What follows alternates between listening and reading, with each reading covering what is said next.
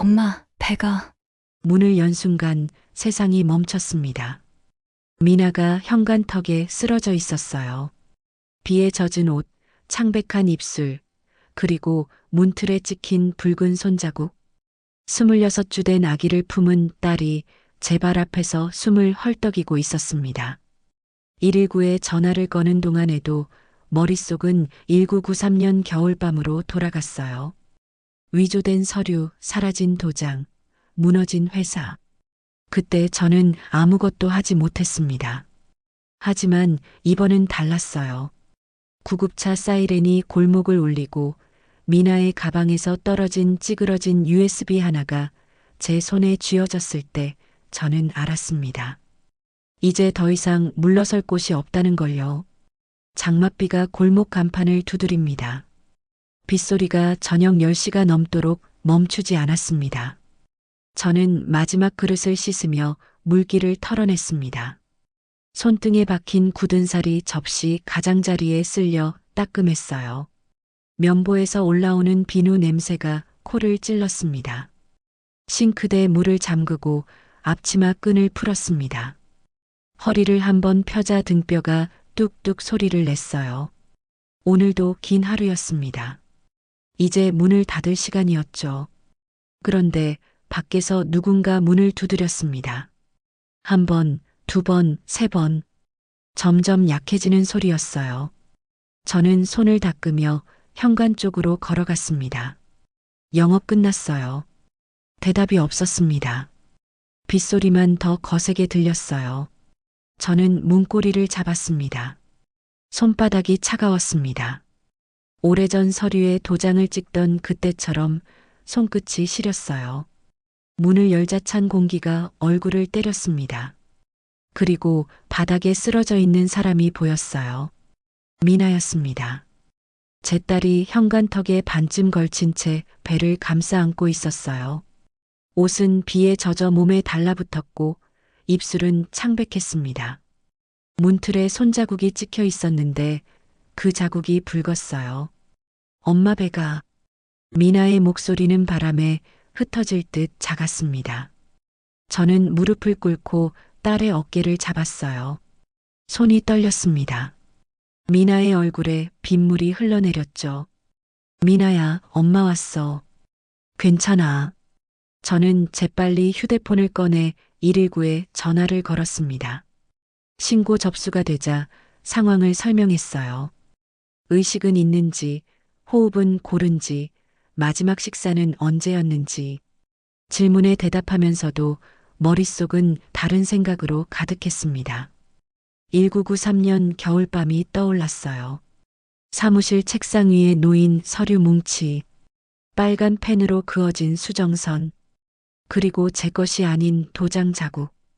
그날 이후 모든 게 무너졌었죠. 구급차 사이렌 소리가 골목에 울려 퍼졌습니다. 이웃들이 하나둘 모여들었어요. 누군가는 휴대폰을 들이대고 누군가는 괜찮아요? 만 반복했습니다. 저는 가볍게 손을 내밀어 휴대폰을 내리게 했어요. 그리고 문을 조금 닫았습니다. 구급대원들이 들 것을 가져왔습니다. 미나를 옮기려 할 때 저는 딸의 손을 잡았어요. 손끝이 얼음장처럼 차가웠습니다. 그때 손목에 옅은 멍이 보였어요. 저는 숨을 깊이 들이마셨습니다. 임신 몇 주죠? 구급대원이 물었습니다. 26주예요. 제 목소리가 떨렸습니다. 자음이 제대로 나오지 않았어요. 구급차 안은 좁고 차가웠습니다. 비닐 냄새가 났어요. 형광등이 깜빡이며 미나의 얼굴을 비췄습니다. 산소 포화도를 재는 기계에서 경고음이 울렸다가 멈췄어요. 저는 그 간격을 세며 딸의 손을 꼭 쥐었습니다. 창밖으로 거리가 빠르게 지나갔어요. 가로등 불빛이 유리창에 번졌다가 사라졌습니다. 그 빛을 보며 저는 또 옛날을 떠올렸어요. 금융위기 직전 야근하던 사무실, 커피 냄새, 전표를 묶던 고무줄, 그리고 고석진이 했던 말. 서류는 내가 알아서 할게요. 그 말 이후로 모든 게 조용해졌었죠. 너무 조용해서 오히려 불안했던 시간들. 응급실 자동문이 열렸습니다. 의료진이 달려들어 미나를 옮겼어요. 저는 서류 작성 데스크로 안내받았습니다. 주민번호를 적고 보호자 서명란에 이름을 휘갈겼어요. 그러면서도 머릿속에서는 문틀에 피 묻은 손자국이 지워지지 않았습니다. 얼마나 기다렸을까요? 의사가 나왔습니다. 태아는 안정적입니다만 산모는 타박상과 갈비뼈 미세골절이 의심됩니다. 저는 고개를 끄덕였습니다. 하지만 귀에는 태아 안정적 네 글자만 또렷하게 박혔어요. 병원비 문제를 처리해야 했습니다. 저는 카드를 꺼내 단말기에 넣었어요. 비밀번호를 눌렀는데 틀렸습니다. 다시 눌렀는데 또 틀렸어요. 세 번째에야 결제가 됐습니다. 천천히 하셔도 돼요. 간호사가 말했습니다. 저는 감사하다고 중얼거렸어요. 복도 의자에 앉았습니다. 젖은 앞치마 매듭을 풀었어요. 무릎 위에 종이 수건을 올려놓았는데 그 위에 문틀의 피가 번져 있었습니다. 저는 그 자국을 멍하니 바라봤어요. 미나의 가방이 제 옆에 놓여 있었습니다. 가방 지퍼가 반쯤 열려 있었어요. 그 틈으로 뭔가 떨어졌습니다. 찌그러진 USB 메모리였어요. 저는 그걸 주워 손바닥에 꼭 쥐었습니다. 플라스틱이 손에 눌려 작게 삐걱거렸어요. 복도 형광등이 윙윙거렸습니다. 멀리서 누군가의 신음소리가 들렸어요. 저는 USB를 주머니에 넣고 눈을 감았습니다. 빗소리가 창문을 두드렸습니다. 의사가 다시 나왔습니다. 이번엔 표정이 조금 달랐어요. 눈썹이 미세하게 찌푸려져 있었습니다. 보호자분, 잠깐 얘기 좀 할까요? 저는 자리에서 일어났습니다. 무릎이 뻣뻣했어요. 의사를 따라 복도 끝 상담실로 걸어갔습니다. 형광등 불빛이 하얗게 쏟아지는 좁은 방이었어요. 아이는 건강합니다. 다행히 타격이 직접적이진 않았어요. 의사가 차트를 넘기며 말했습니다. 저는 안도의 한숨을 내쉬었어요. 하지만요. 의사의 목소리가 낮아졌습니다. 계속된 폭력의 흔적이 보입니다. 손목, 팔뚝, 옆구리, 오래된 멍도 있고요. 가슴이 철렁 내려앉았습니다. 저는 입술을 깨물었어요. 지난달에도 넘어졌다고 해서요. 그냥 집 계단에서 미끄러진 줄 알았어요. 제 목소리가 떨렸습니다. 변명처럼 들렸죠. 얼굴이 뜨겁게 달아올랐어요.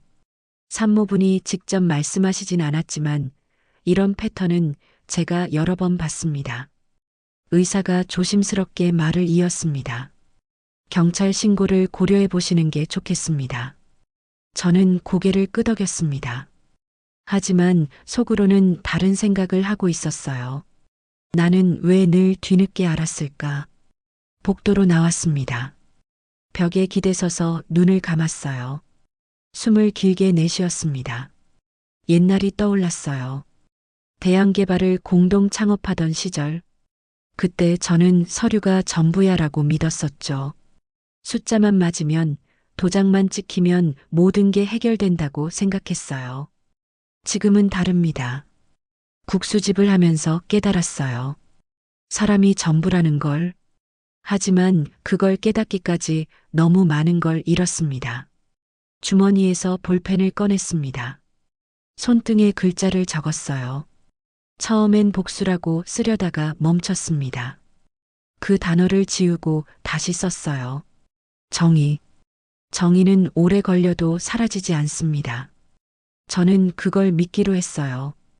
간호사가 서류를 들고 왔습니다. 보호자 설명 동의서였어요. 저는 펜을 받아들고 서명란을 봤습니다. 예전 필체가 떠올랐죠. 1993년 겨울 계약서에 찍힌 제 서명. 아니, 제 서명처럼 보이던 위조된 글씨. 그때는 몰랐습니다. 제 이름이 제 손으로 쓰인 게 아니라는 걸요. 저는 천천히 또박또박 이름을 적었습니다. 획 하나하나에 힘을 주었어요. 간호사가 물었습니다. 가해자와 연락되나요? 남편이요. 그 이름을 입에 올리는 순간 심장이 한 박자 멎는 것 같았습니다. 저는 재빨리 말을 이었어요. 지금은 연락이 안 됩니다. 거짓말이었어요. 연락할 수 있었습니다. 하지만 하고 싶지 않았죠. 휴게실로 갔습니다. 자판기 앞에 서서 커피 버튼을 눌렀어요. 컵이 떨어지고 뜨거운 액체가 차올랐습니다. 저는 컵을 들어 올렸어요. 그런데 입술에 닿기도 전에 손이 멈췄습니다. 커피 향이 코를 찔렀어요. 이상했습니다. 그 냄새가 법정의 먼지 냄새처럼 느껴졌거든요. 저는 컵을 쓰레기통에 버렸습니다. 주머니에서 휴대폰이 진동했습니다. 화면을 보니 윤재였어요. 문자 메시지가 떠 있었습니다. 어디 있어? 경찰에 신고해. 마침표도 없었습니다. 물음표도 없었어요. 명령조였죠. 저는 그 문장들을 읽으며 오래된 습관을 느꼈습니다. 지배하려는 습관, 통제하려는 버릇. 저는 답장을 보내지 않았습니다. 대신 연락처 차단 메뉴로 들어갔어요. 손가락이 화면을 눌렀습니다. 차단 완료 메시지가 떴어요. 그리고 통화 녹음 기능을 켰습니다. 나중을 위해서요. 법적으로 대비하려면 증거가 필요했습니다. 노트 앱을 열었습니다. 2개의 제목을 적었어요. 딸에게 들려줄 말, 법정에서 할 말. 아직 내용은 비어 있었습니다. 하지만 언젠가 채워질 거예요. 복도를 걸어 중환자실 앞으로 갔습니다. 유리창 너머로 미나가 보였어요. 침대에 누워 눈을 감고 있었습니다. 산소 마스크가 얼굴을 가렸죠. 저는 유리에 손을 댔습니다. 차가웠어요. 미안해, 미나야. 말로 하지 않았습니다. 속으로만 되뇌었어요. 주머니 속 USB가 손에 만져졌습니다. 찌그러진 플라스틱이 손바닥을 눌렀어요. 저는 이걸 어디서 열어봐야 할지 생각했습니다. 병원 컴퓨터는 안 됩니다. 흔적이 남을 수 있어요. 집에 있는 가게 노트북으로 봐야 했습니다. 나중에 디지털 증거로 써야 할 수도 있으니까요. 창밖으로 비가 그쳤습니다. 가로등 불빛이 젖은 도로를 비췄어요. 저는 시계를 봤습니다. 새벽 2시였어요. 내일은 가게 문을 열어야 했습니다. 국수를 삶고 손님을 받고 설거지를 해야 했어요. 평범한 하루처럼 보여야 했습니다. 하지만 이제 평범한 하루는 없을 거예요. 저는 복도 의자에 다시 앉았습니다. 등을 벽에 기대고 천장을 올려다봤어요. 형광등이 희미하게 깜빡였습니다. 손등에 쓴 정이라는 글자를 다시 봤습니다. 볼펜 잉크가 번져 있었어요. 하지만 읽을 수 있었습니다. 저는 그 글자를 오래 바라봤습니다. 정의는 느려도 옵니다. 반드시요. 새벽 2시에 가게로 돌아왔습니다. 골목은 조용했어요. 가로등 불빛만 젖은 바닥을 비추고 있었습니다. 저는 셔터를 반쯤 올리고 안으로 들어갔어요. 불을 최소한만 켰습니다. 주방 쪽 작은 등 하나만요. 신발을 벗으며 깔창을 빼냈어요. 젖어서 무거웠습니다. 라디에이터 옆에 세워두고 말리기로 했죠. 노트북을 켰습니다. 부팅 소리가 작게 울렸어요. 저는 주머니에서 USB를 꺼냈습니다. 찌그러진 플라스틱 겉면을 손가락으로 쓸었어요. 읽기 전용으로 열어야 했습니다. 파일을 건드리면 안 되니까요. 나중에 증거로 써야 할 수도 있었어요. 화면에 폴더 목록이 떴습니다. 이름들이 무심했어요. 스캔, DOCOLD 미라. 저는 스캔 폴더부터 열었습니다. 문서 스캔본이 가득했어요. 하도급 계약서였습니다. 한지건설 로고가 선명했어요. 그리고 서명란에 이름이 보였습니다. 한미라. 윤재의 어머니였죠. 회장이었어요. 저는 화면을 확대했습니다. 친필 서명이 또렷했어요. 파일 속성을 열어봤습니다. 생성 날짜와 스캔 기기 모델명을 메모장에 적었어요. 나중에 필요할 수 있었습니다. 다음 폴더를 열었습니다. DOCOLD 법인카드 내역 캡처 화면이었어요. 지출 내역들이 줄줄이 나열되어 있었습니다. 특정 라운지 결제가 많았어요. 금액도 이상했습니다. 10만 원씩 쪼개서 여러 번 결제한 흔적이 보였죠. 저는 날짜를 확인했습니다. 그리고 미나가 응급실에 온 날짜를 노트에 적어 나란히 비교했어요. 시간대가 겹쳤습니다. 손이 떨렸어요. 다른 파일을 열었습니다. 메신저 대화 캡처였어요. 회사 내부 메신저 같았습니다. 감사팀만 조용하면 돼. 그 문장이 눈에 들어왔어요. 보낸 사람의 이니셜과 프로필 사진이 작게 보였습니다. 저는 그것도 캡처해서 따로 저장했어요. 서류 몇 장에는 수정 테이프 흔적이 보였습니다. 누군가 원래 내용을 지우고 더 씌운 거예요. 도장 가장자리도 이상했습니다. 번진 잉크가 불규칙했어요. 저는 허탈하게 웃었습니다. 옛날 사무실에서 쓰던 번호 도장 세트가 떠올랐거든요. 고무 냄새까지 기억났어요. 마지막 폴더를 열었습니다.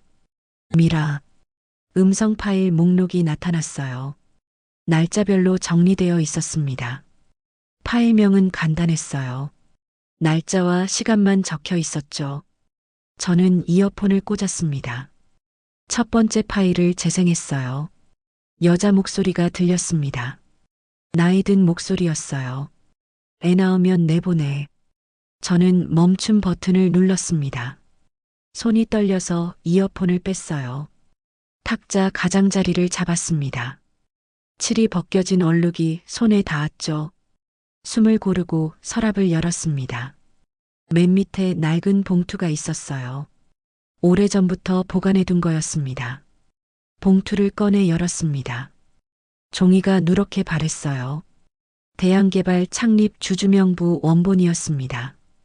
그리고 제 도장을 손에 쥐었습니다. 스탬프 잉크 자국이 건조되면서 생긴 작은 크랙들이 보였어요. 시간의 흔적이었죠. 노트에 메모를 적었습니다. 내일 오진우 변호사에게 원본 제출. USB는 읽기 전용 테이프로 고정. 이미지 파일 해시감 기록. 파일 하나하나에 고유 번호를 적어두는 거였어요. 나중에 누가 파일을 바꿨는지 확인할 수 있었습니다. 밖에서 차 시동 소리가 났습니다. 저는 블라인드 틈으로 내다봤어요. 검은 세단이 골목 입구에 서 있었습니다. 번호판이 가로등 불빛에 반짝였어요. 누군가 지켜보고 있었습니다. 저는 휴대폰을 꺼내 골목 CCTV 앱을 열었어요. 녹화 화면을 확인했습니다. 이상했어요. 오늘 밤 구간이 비어 있었습니다. 녹화가 안 된 거예요. 심장이 빠르게 뛰었습니다. 차가 천천히 움직이기 시작했어요. 블라인드 사이로 보니 창문이 열렸습니다. 누군가 밖을 보고 있었죠. 저는 숨을 죽였습니다. 차가 지나갔습니다. 엔진 소리가 멀어졌어요. 저는 블라인드에서 물러났습니다. 그때였어요. 셔터에 작은 초록빛 점이 찍혔습니다. 레이저 포인터 같았어요. 잠깐 머물렀다가 사라졌습니다. 저는 불을 껐습니다. 어둠 속에서 숨소리만 들렸어요. 노트북 화면도 껐습니다. 파란 불빛이 사라지자 방이 완전히 어두워졌어요. 한참을 그렇게 서 있었습니다. 밖은 조용했어요. 차 소리도 발소리도 들리지 않았습니다. 하지만 저는 알고 있었어요. 누군가 지켜보고 있다는 걸. 천천히 노트북을 닫았습니다. USB를 빼서 주머니에 넣었어요. 주주명부 원본은 다시 봉투에 넣어 서랍 깊숙이 밀어 넣었습니다. 창문 틈으로 다시 한번 밖을 봤어요. 골목은 텅 비어 있었습니다. 하지만 공기가 달랐어요. 누군가 방금 지나간 것 같은 기분이 들었습니다. 저는 벽에 등을 기대고 앉았습니다. 무릎을 끌어안았어요. USB 안에 든 것들이 머릿속을 맴돌았습니다. 서류, 녹음, 증거들. 이제 돌아갈 수 없었어요. 새벽 공기가 차가웠습니다. 저는 그 안에서 오래 앉아 있었어요. 아침이 밝았습니다. 저는 평소처럼 가게 문을 열었어요. 셔터를 올리는 소리가 골목에 울렸습니다. 노인의 어르신들이 하나둘 들어오셨어요. 사장님, 오늘은 좀 늦으셨네요. 어제 일이 있어서요. 저는 웃으며 대답했습니다. 평범한 목소리로요. 멸치를 씻어 육수 냄비에 넣었어요. 가스불을 켰습니다. 김이 피어올랐죠. 주문을 받고 국수를 삶고 그릇을 내놨어요. 손님들은 후루룩 소리를 내며 먹었습니다. 평범한 아침이었어요. 적어도 겉으로는요. 점심때가 지나고 손님이 뜸해졌습니다. 저는 앞치마를 벗었어요. 가방에 봉투 하나를 넣었습니다. 주주명부 원본과 USB가 들어 있었죠. 버스 정류장으로 걸어갔습니다. 시내로 가는 버스를 탔어요. 창가 자리에 앉아 밖을 봤습니다. 유리창에 제 얼굴이 비쳤어요. 흰머리가 눈에 띄었습니다. 며칠 전 직접 잘랐는데 앞머리가 삐뚤었어요. 저는 손으로 머리를 쓸어 넘겼습니다. 오진우 변호사 사무실은 역 근처에 있었어요. 빌딩 7층이었습니다. 로비에 들어서자 차가운 공기가 얼굴을 감쌌어요. 안내 데스크에서 접수 카드를 받았습니다. 이름과 방문 목적을 적었어요. 손이 조금 떨렸습니다. 엘리베이터를 탔습니다. 좁은 공간에서 소독약 냄새가 났어요. 숫자판에 7을 눌렀습니다. 기계가 천천히 올라갔죠. 문이 열리고 복도가 나타났어요. 끝까지 걸어가 유리문을 밀었습니다. 오진우 법률사무소라는 글씨가 문에 붙어 있었어요. 오진우는 책상 앞에 앉아 있었습니다. 안경을 벗고 제 얼굴을 봤어요. 한 박자 늦게 일어났습니다. 오랜만입니다. 그의 말투는 천천했어요. 예전 재판 때가 떠올랐습니다. 패소했던 기억이요. 우리는 서로 어색했죠. 저는 가방에서 봉투를 꺼냈습니다. 책상 중앙에 놓았어요. 그때는 없던 게 지금은 있네요. 진우가 봉투를 열었습니다. 주주명부를 꺼내 펼쳤어요.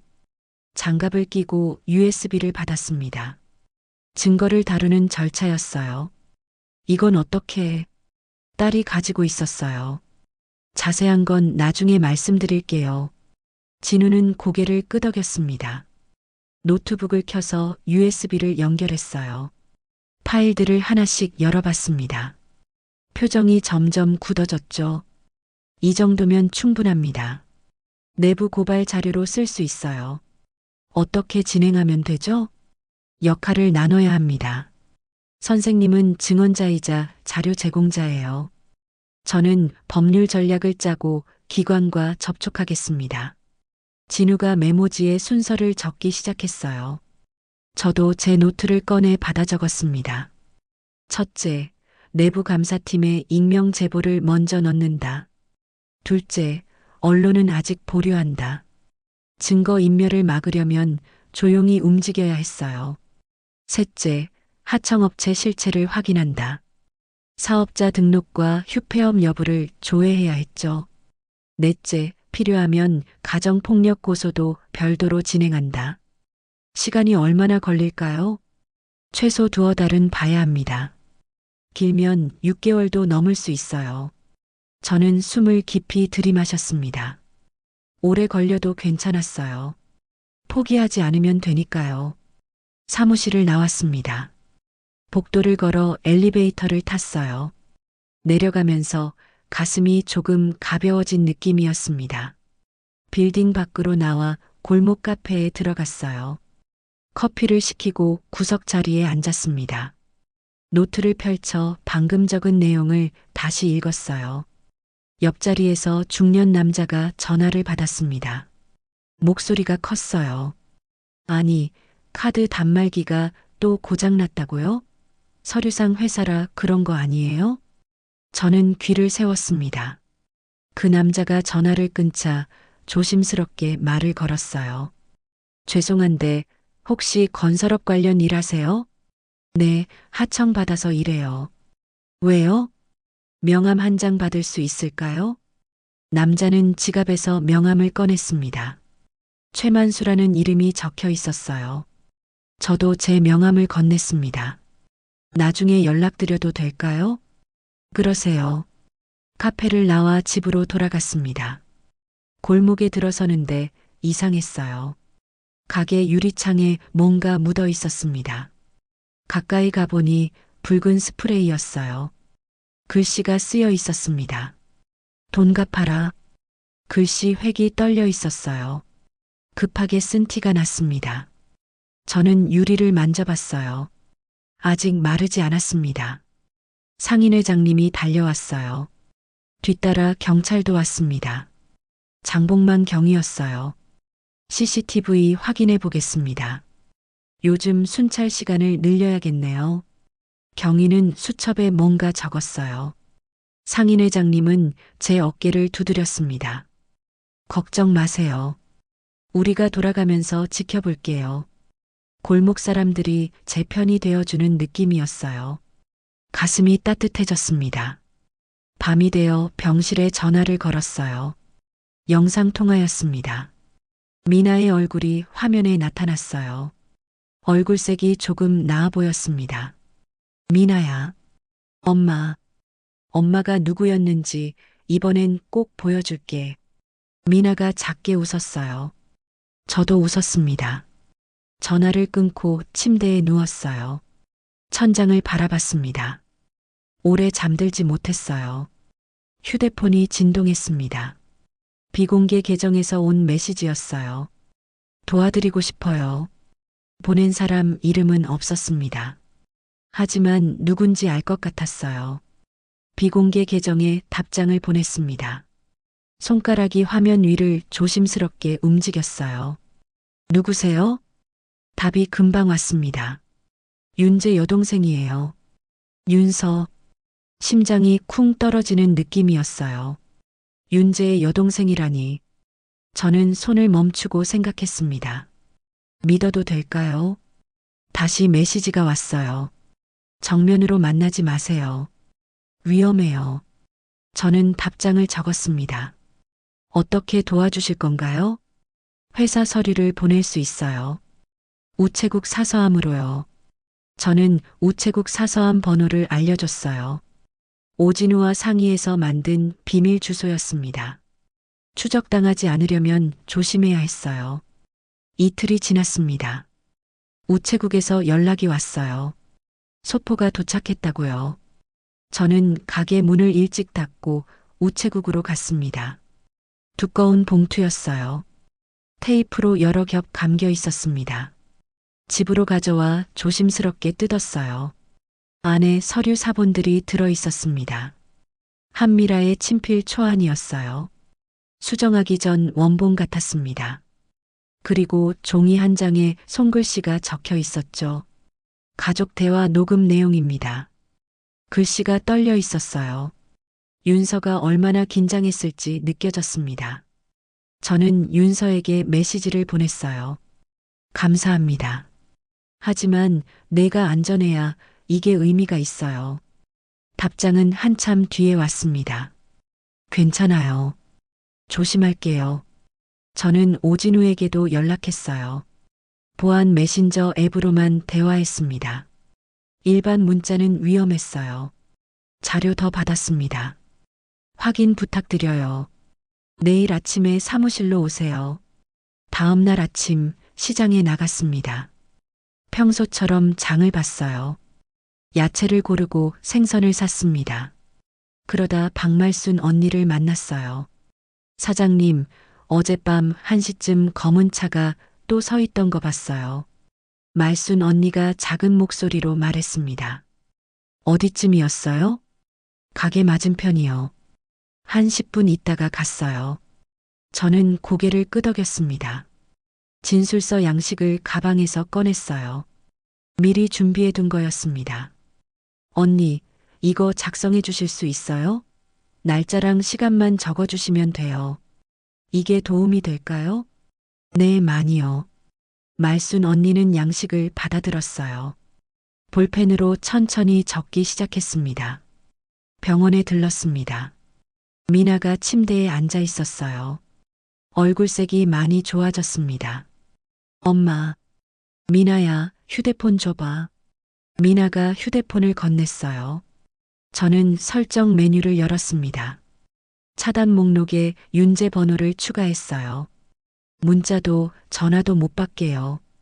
이렇게 하면 연락이 안 와. 미나가 화면을 가만히 바라봤어요. 눈가에 눈물이 맺혔습니다. 고마워요, 엄마. 저는 미나의 손을 잡았어요. 따뜻했습니다. 가게로 돌아왔습니다. 저녁 장사를 시작하려는데 장복만 경위가 왔어요. 사장님, CCTV 확인했는데요. 뭐가 나왔어요? 특정 시간대 영상이 삭제됐어요. 저장 장치에 접근한 흔적이 있습니다. 누가 한 거죠? 내부자일 가능성이 큽니다. 키를 가진 사람이요. 저는 가슴이 철렁했어요. 누군가 일부러 지운 거였습니다. 키를 바꿀게요.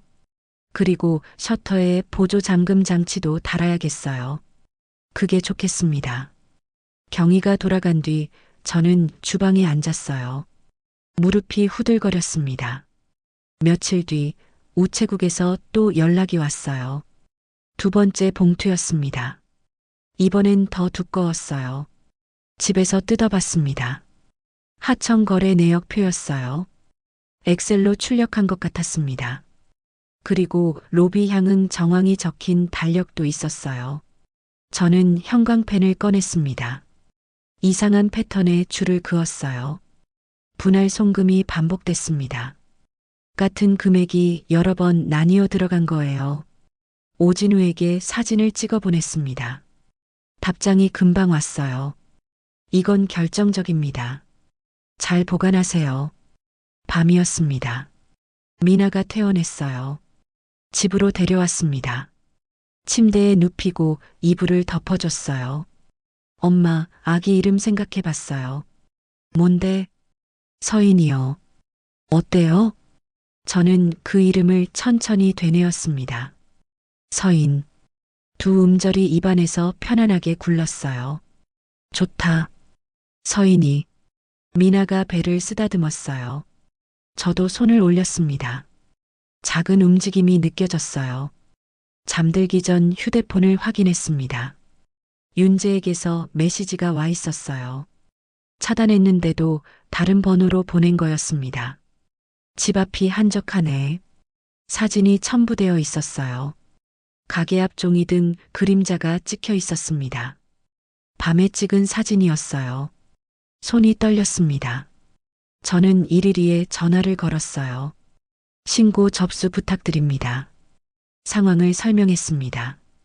접수 번호를 받아 노트에 적었어요. 창문을 확인했습니다. 잠금 장치를 2번 돌렸어요. 불을 끄고 어둠 속에 섰습니다. 밖은 조용했어요. 하지만 저는 알고 있었습니다. 누군가 지켜보고 있다는 걸. 미나의 방에서 고른 숨소리가 들렸어요. 저는 문틈으로 안을 봤습니다. 딸이 평화롭게 자고 있었어요. 저는 거실로 돌아와 소파에 앉았습니다. 무릎 위에 휴대폰을 올려놓고 화면을 바라봤어요. 윤서의 도움이 계속될까요? 아니면 언젠가 들킬까요? 저는 눈을 감았습니다. 하지만 잠들 수 없었어요.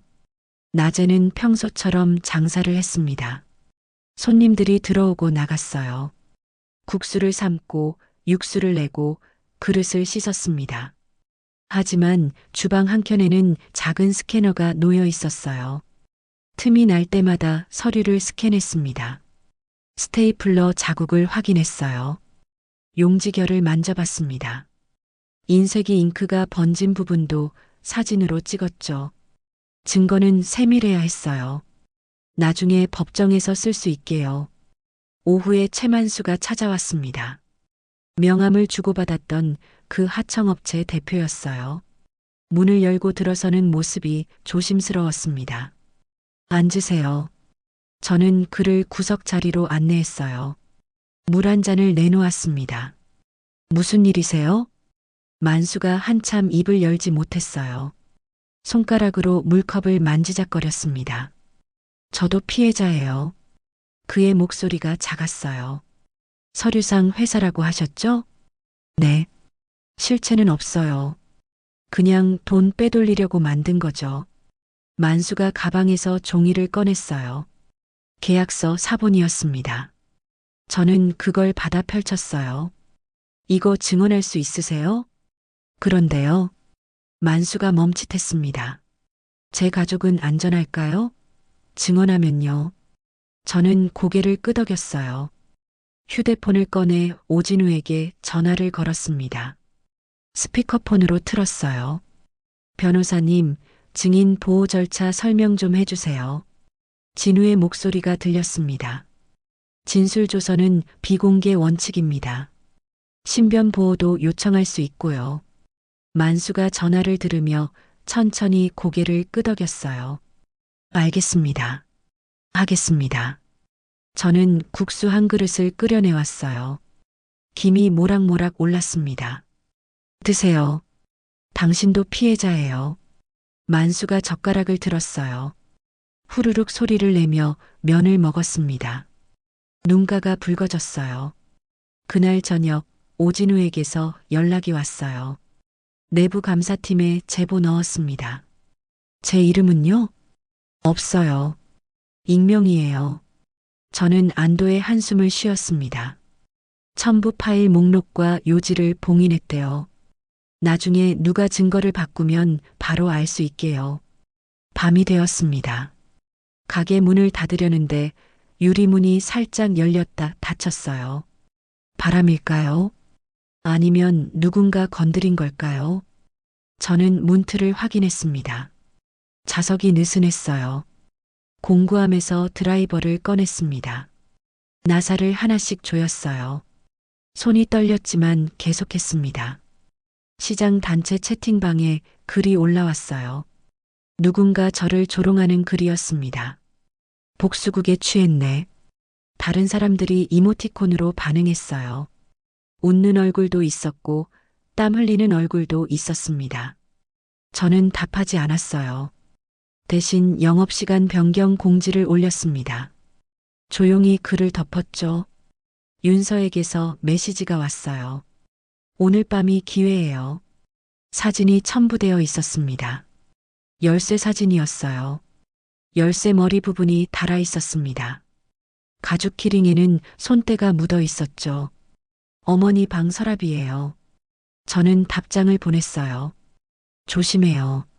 무리하지 마세요. 읽은 표시가 떴지만 답은 없었습니다.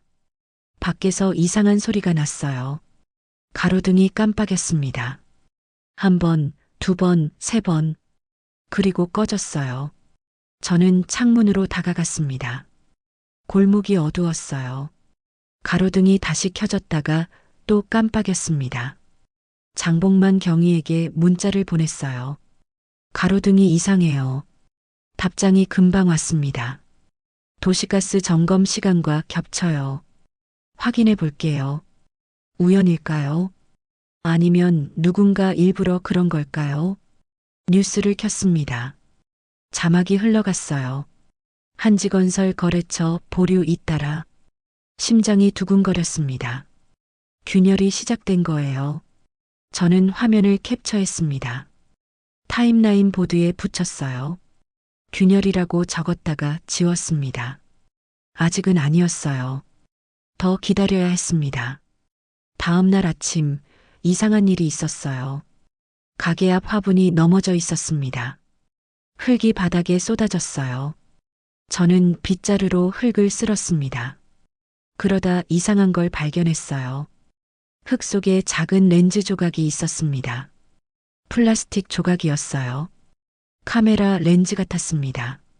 누군가 소형 카메라를 달았다가 회수한 걸까요? 저는 지퍼백을 꺼내 조각을 담았어요.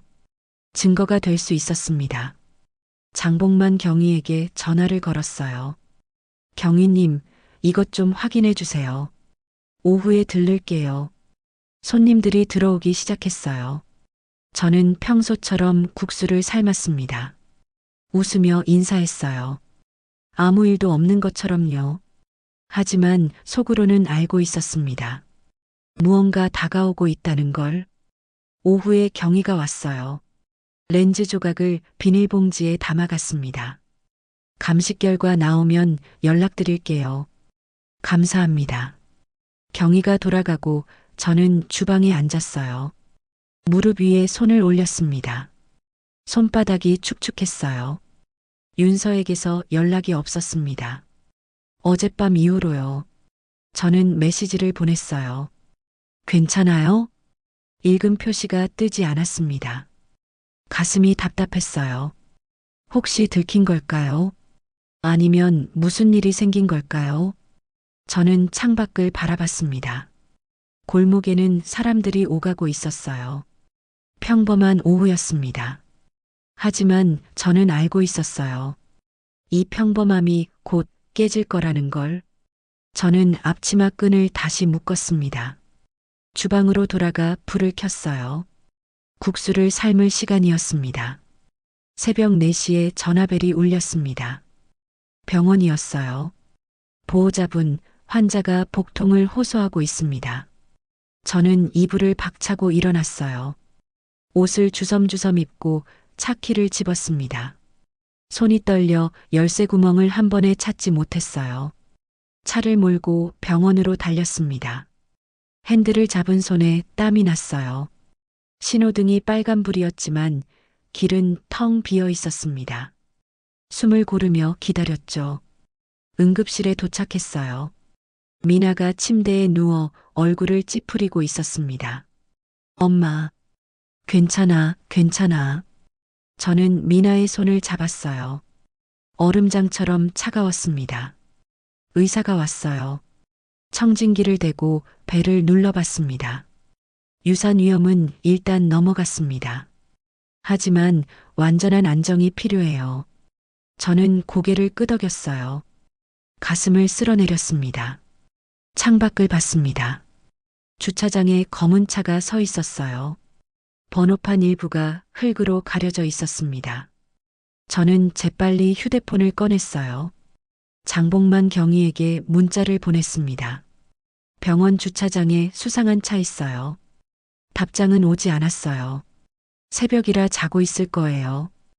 해가 떴습니다. 미나가 잠들고 저는 병실 의자에 앉아 있었어요. 눈을 감았지만 잠이 오지 않았습니다. 점심때 가게로 돌아왔어요. 문을 여는데 경찰차가 골목 입구에 서 있었습니다. 장봉만 경위가 아니었어요. 다른 경찰관이었습니다. 사장님이세요? 네. 허위 고발 건으로 신고 접수가 들어왔습니다. 조사에 응해주셔야 합니다. 가슴이 철렁 내려앉았어요. 무슨 내용인가요? 명예훼손과 업무 방해입니다. 신고인은 윤재 씨고요. 저는 입술을 깨물었어요. 손이 떨렸지만 목소리는 차분하게 냈습니다. 조사 응하겠습니다. 경찰관이 돌아갔어요. 저는 가게 안으로 들어가 문을 닫았습니다. 등을 벽에 기대고 숨을 크게 내쉬었어요. 주방으로 갔습니다. CCTV 저장 장치를 확인했어요. 빨간 불이 깜빡였습니다. 고장이었어요. 녹화가 멈춘 거였죠. 전날 점검받았던 업체 영수증을 꺼냈습니다. 상호를 확인했어요. 전화번호가 일회성이었습니다. 다시 걸어봤지만 연결되지 않았어요. 누군가 일부러 망가뜨린 거였습니다. 윤서에게 메시지를 보냈어요. 여러 번요. 하지만 답이 없었습니다. 읽음 표시도 뜨지 않았어요. 박말순 언니가 찾아왔습니다. 사장님, 어젯밤에 가게 앞에서 여자 둘이 싸우는 소리 들었어요. 무슨 소리였어요? 정확히는 못 들었는데 고함 지르는 것 같았어요. 저는 노트에 적었습니다. 하지만 확신할 수 없었어요. 말순 언니는 귀가 어두우셨거든요. 오진우에게 전화를 걸었습니다. 변호사님, 고발당했어요. 예상했던 수순입니다. 걱정 마세요. 대응하겠습니다. 그런데 마지막 방아쇠가 필요하다고 하셨잖아요. 네. 결정적인 게 하나 더 있으면 좋겠어요. 저는 서랍을 열었습니다. 맨 밑에 대양개발 원본 계약서가 있었어요. 봉인 봉투에 넣어뒀던 거였습니다. 이걸 내야 할 때가 온 거예요. 밤이었습니다. 집 전화가 울렸어요. 받았지만 아무 소리도 들리지 않았습니다. 수화기 너머로 얕은 숨소리만 들렸어요. 통화 녹음을 켰습니다. 또박또박 말했어요. 통화 내용은 저장됩니다. 전화가 끊겼습니다. 다시 울렸어요. 또 받았습니다. 이번에도 무음이었어요. 숨소리만 들렸습니다. 저는 전화선을 뽑았어요. 장봉만 경위가 골목을 순찰하러 왔습니다. 저는 밖으로 나갔어요. 경위님, 이 시간대만 가로등이 어두워지는 것 같아요. 확인해 봤어요. 시청 전기과 보고서 받았습니다. 경위가 서류를 보여줬어요. 전력 공급 그래프가 있었습니다. 특정 시간대에 전압이 떨어지는 게 표시되어 있었어요. 이게 우연일까요? 모르겠습니다. 하지만 기록은 남겨둘게요. 경위가 돌아갔어요. 저는 가게로 들어와 문을 잠갔습니다. 셔터 아래로 뭔가 밀려 들어왔어요. 하얀 봉투였습니다. 저는 비닐 장갑을 꼈어요. 조심스럽게 집어들었습니다. 봉투를 뜯었어요. 안에 USB가 하나 있었습니다. 그리고 메모지 한 장이요. 어머니에게 들키기 전에. 글씨가 윤석 것 같았어요. 하지만 이름은 없었습니다. 저는 노트북을 켰어요. USB를 연결했습니다. 파일이 열렸어요. 음성 파일이었습니다. 여러 개요. 날짜와 장소가 표기되어 있었어요. 첫 번째 파일을 재생했습니다. 한미라의 목소리가 또렷했어요. 애 낳으면 내보내. 그게 깔끔해. 감사팀은 내가 말하면 조용해. 걱정 마. 저는 손으로 입을 막았어요. 숨이 막혔습니다. 다른 파일들도 들어봤어요. 회의 내용, 전화 통화, 가족 대화. 모두 녹음되어 있었습니다. 파일의 생성 날짜를 확인했어요.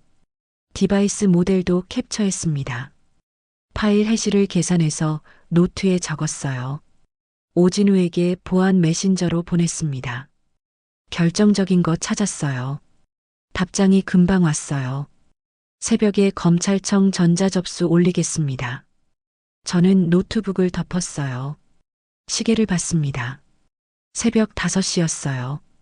국수 냄비를 올렸습니다. 물을 붓고 불을 켰어요.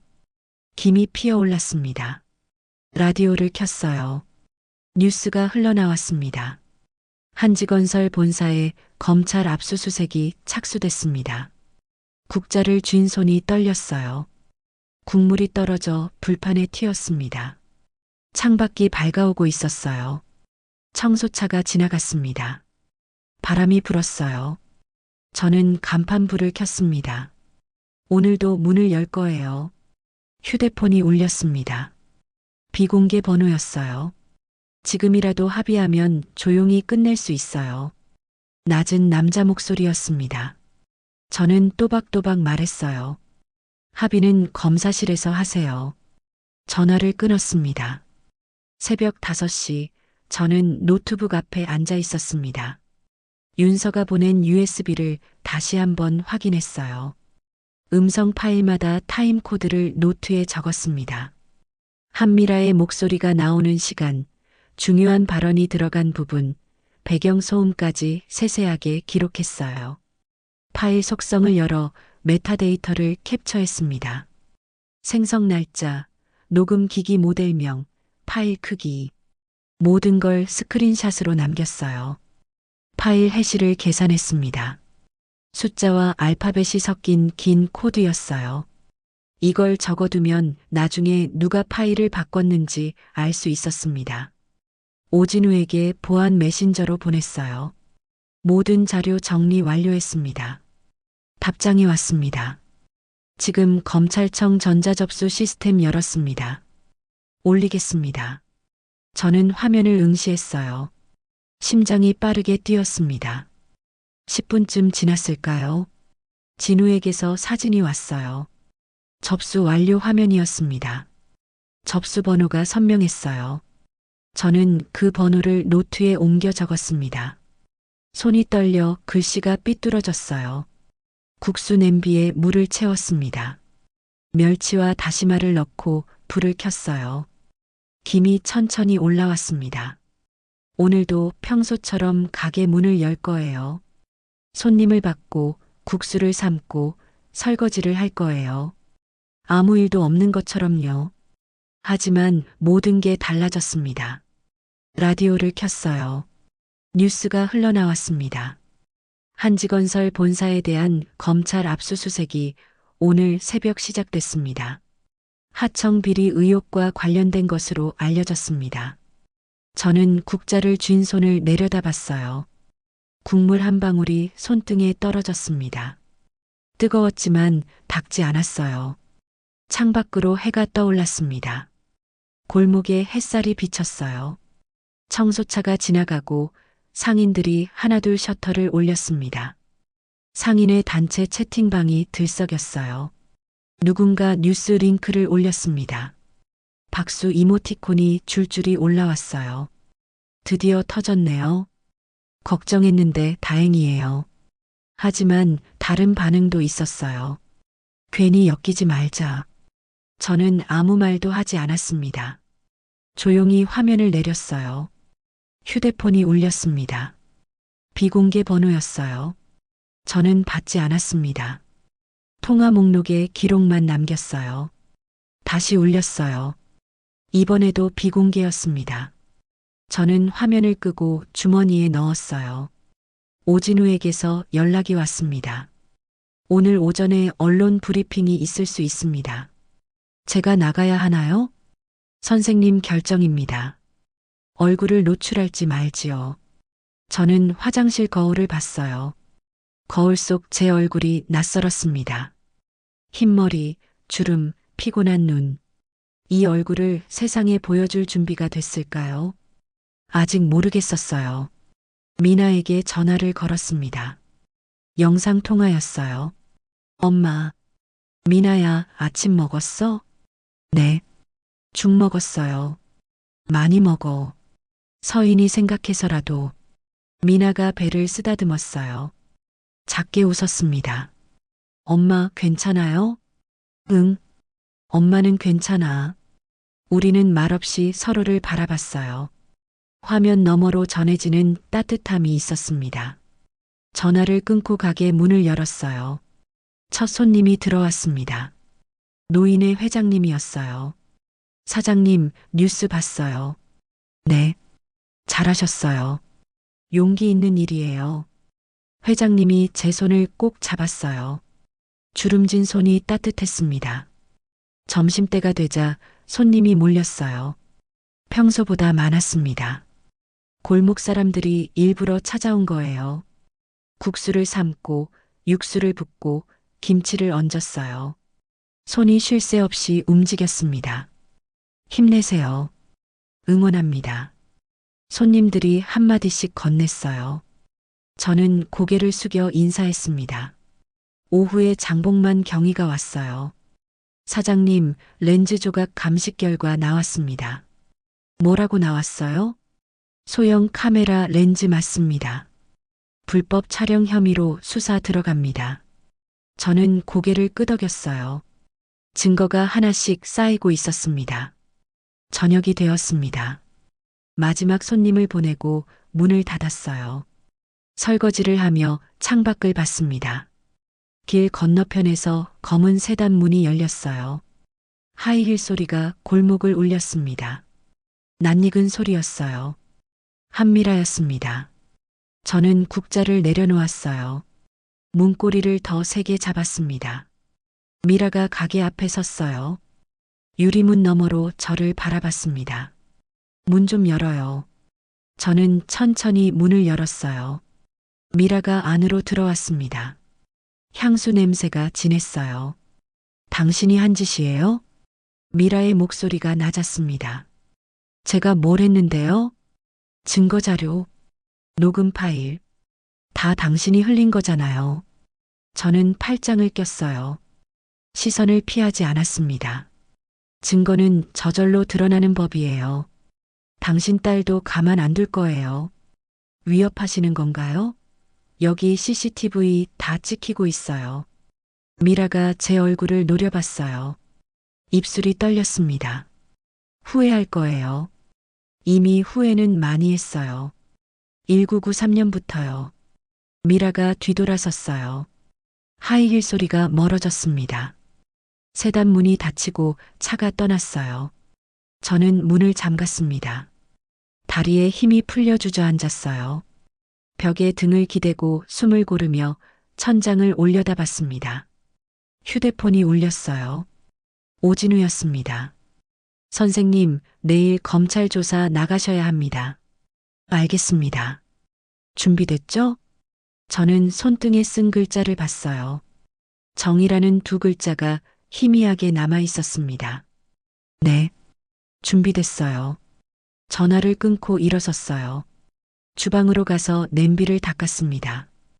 행주로 싱크대를 닦고 바닥을 쓸었어요. 모든 게 제자리에 있었습니다. 내일은 새로운 날이 올 거예요. 저는 불을 끄고 집으로 향했습니다. 오늘의 사연 이야기 어떠셨나요? 마음에 와닿으셨다면 소중한 주변 분들에게 공유해 주세요. 구독과 좋아요로 응원해 주시고 항상 건강하시고 행복하세요.